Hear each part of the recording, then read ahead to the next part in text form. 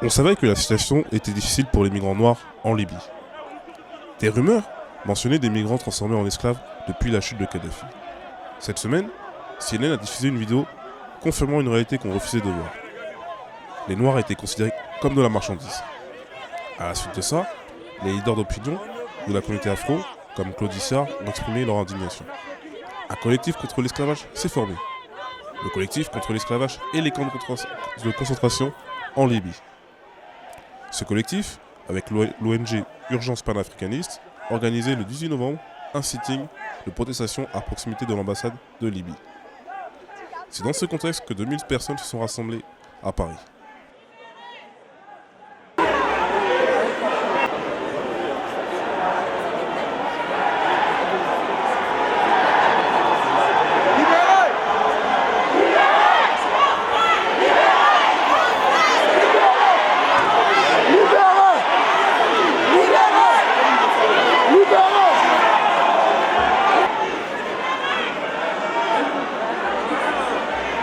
Cependant, la police bloqua les accès à l'ambassade. Malgré que la démarche des protestants était pacifique, la police eut recours à l'usage de la bombe lacrymogène. Le rassemblement se transforma en marche. Les manifestants envahissent les Champs-Élysées. On sent de la tension entre la foule et la police. On est là pour défendre nos frères après les nombreuses images qu'on a vues de ce qui se passe en Libye. Déjà, on est là pour fustiger les dirigeants africains qui n'ont rien fait. Le rôle de la France qui n'a rien fait dans cette situation.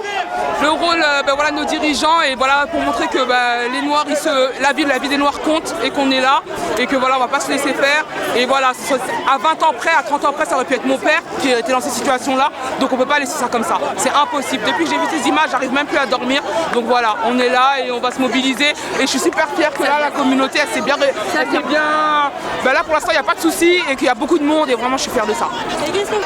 Nous, on espère que ça va faire réagir pas mal de monde, parce que je pense que la communauté internationale, l'Union africaine, et de voir qu'en fait, il faut que le peuple se réveille pour que l'Union africaine se rende compte des choses, et voir qu'on est au XXIe siècle, il y a toujours des gens qui se font traiter comme de la merde, et voir que le noir, il est un humain de seconde zone, et ça, on ne peut plus tolérer.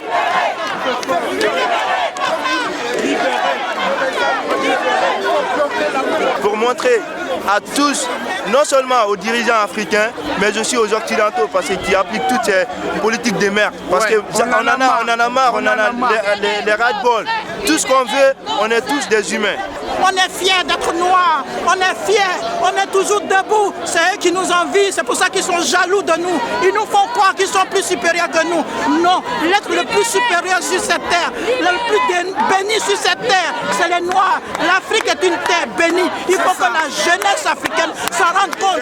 Il faut réveiller, debout. Votre grand frère, Semi Keba, Claudicia et tout le reste sont debout pour vous. Donc suivez-les, les enfants. Nous, on se bat aujourd'hui pour vous. Comment ça se fait qu'au XXIe siècle encore, les Africains, ils sont vendus en Libye, en Libye. Hein? On en a marre. L'Union africaine, vous faites quoi? Vous faites quoi? Assassin, Libye, assassin, Libye, assassin, Libye, assassin, Libye, assassin, Libye, assassin, Libye. Si l'après-midi s'était déroulé de manière pacifique, en début de soirée, la tension est de nouveau montée d'un cran entre la police et les manifestants. La police a eu de nouveaux recours au gaz lacrymogène. D'ailleurs, les Champs-Élysées ont été bloqués en début de soirée. Je suis révoltée de ce qui peut se passer en ce moment et ce qui se passe depuis bien longtemps.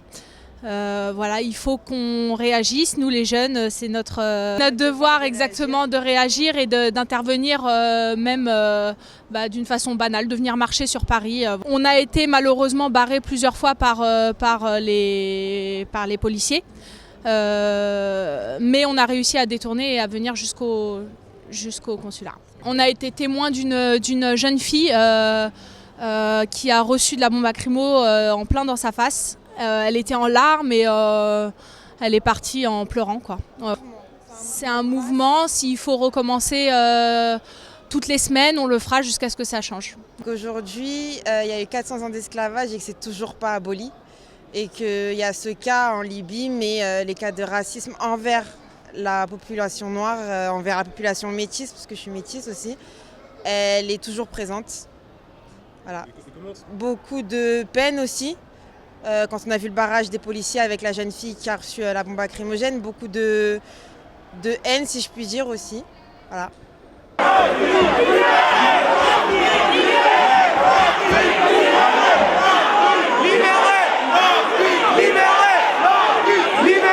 Je pense que c'était essentiel de sensibiliser les gens par rapport au traitement qui est fait aujourd'hui en 2017 aux Noirs en Libye, et je pense que c'est même pas seulement en Libye. Je pense que c'est essentiel de pouvoir marcher collectivement avec des Noirs, tous ensemble, dans Paris, dans un lieu symbolique de Paris, aux Champs-Élysées, vers l'Arc de Triomphe, dans le 15e, dans le 7e, des endroits qui sont pas... qui sont visibles, qui sont connus de Paris, pas seulement faits dans les banlieues de Paris où il n'y a franchement aucun impact, disons-le.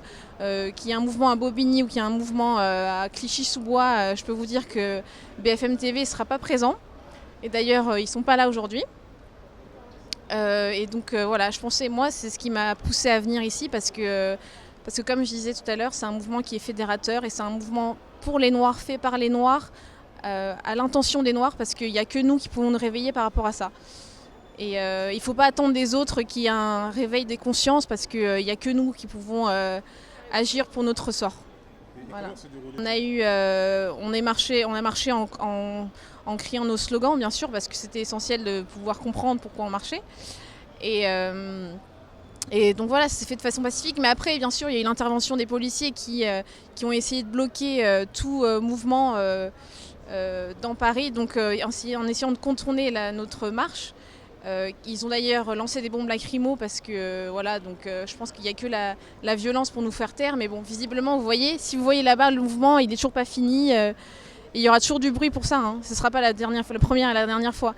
Il manquait juste, à mon avis, le représentant d'un leader de file, un chef de file, pour pouvoir être mieux organisé et du coup avoir une plus grande portée sur ce qu'on dit en fait. Maintenant, on est là aujourd'hui pour soutenir ce mouvement en question qui, suite à ces images qu'on a vues, des reportages qu'on a vus où on vendait des Noirs en Libye. À partir du moment où cette chose, elle s'est passée, il est trop tard. Donc, on est là aujourd'hui pour manifester, pour dire niet, que ça ne doit plus jamais se passer. Il est hors de question que dans l'histoire, que des choses comme ça se répètent. Et en plus, troisièmement, qu'il faut libérer ces gens-là. Point. Maintenant, la manif, tout le monde parle organisation, communication, on n'a pas le temps. On a eu mal, on s'est levé un matin et tout le monde est là et ça a fonctionné. Il y a eu des milliers de personnes. Ne pas en vouloir à ceux qui ne sont pas venus. Contentons-nous de faire ce qu'on a à faire et bombarder. Les autres, ils viendront.